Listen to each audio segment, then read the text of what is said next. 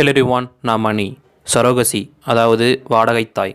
என்னடா வாடகை தாய்னு சொல்கிற, வாடகை ரூம்னு கேள்விப்பட்டிருக்கேன், அது என்ன வாடகை தாய் அப்படின்னு சொல்லிட்டு கேட்டிங்கனால், ஒரு கப்புள்ஸால் வந்து குழந்தை பெற்றுக்க முடியாது அப்படின்ற ஒரு சுச்சுவேஷனில் ஒரு பொண்ணால் வந்து ஒரு கரு வந்து தாங்க முடியாதுன்ற ஒரு சுச்சுவேஷனில் வந்து என்ன பண்ணுவாங்கன்னு பார்த்தீங்கன்னா, அந்த பொண்ணோட கருமுட்டையும் அந்த பையனோட அந்த விந்துவும் எடுத்து ரெண்டையும் வந்து ஒன்று சேர வச்சு கரு வந்து உருவாகி செயற்கை கருத்தரித்தல்னு சொல்லுவாங்க. ஸோ அந்த ஒரு விஷயத்தை பண்ணி கருவிழி கருத்தரித்தல் அப்படின்னு சொல்கிற ப்ராசஸை வந்து பண்ணி அந்த கரு வந்து வாடகத்தாயோட கருப்பைக்குள்ளே வந்து பொறுத்துறாங்க. ஸோ அந்த கரு வந்து நல்லா வளர்ந்ததுக்கப்புறம் 9 மாதம் நல்லா ஒரு குழந்தைய வந்து வளர்ந்ததுக்கப்புறம் வெளியே வந்து எடுக்கிறாங்க. வெளியே எடுத்ததுக்கப்புறம் அந்த குழந்தைய வந்து அந்த கருக்கு சொந்தக்காரங்க யாருங்களோ அவங்களுக்கு வந்து கொடுத்துருவாங்க. இந்த வாடகத்தாய்க்கு என்னன்னா, அவங்க வந்து இவங்களுக்கு வந்து பே பண்ணிடுவாங்க, மெடிக்கல் எக்ஸ்பென்சஸ்லாம் வந்து பே பண்ணிடுவாங்க.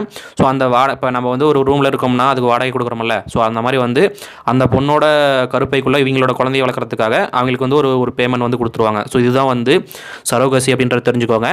ஸோ இந்த ஒரு விஷயத்தை வந்து யார் பண்ணியிருக்காங்கன்னு சொல்லிட்டு பார்த்தீங்கன்னா, தமிழ்நாட்டில் வந்து நயன்தாரா அவங்க, அதாவது ஃபேமஸ் ஆக்ட்ரஸ் நயன்தாரா அவங்க வந்து பண்ணியிருக்காங்க அப்படின்றத தெரிஞ்சுக்கோங்க.